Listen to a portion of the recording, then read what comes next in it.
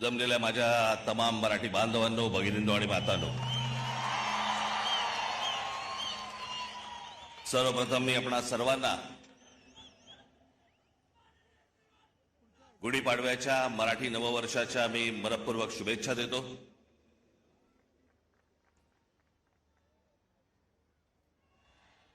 9 मार्च 2006 ला पक्ष स्थापन झाला आणि 19 मार्च 2006 ला आपली पहिली जाहीर सभा याच शिवतीर्थावरती इथे झाली।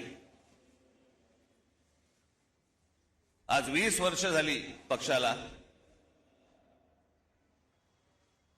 आणि आनंदाची आणि भाग्याची गोष्ट अशी की 20 वर्षानंतर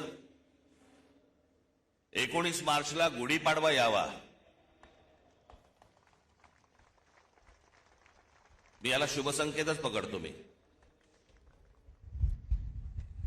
हे सगळे ते निवडणुका आल्या गेल्या, झालं, शिमगे झाले, सगळं झालं। आपण जे उभे आहोत हे लक्षात ठेवा, हे महाराष्ट्रासाठी उभे आहोत। आणि मी जे बोलतोय तुम्हाला आता हे तुमच्या टाळ्यांसाठी बोलत नाहीये।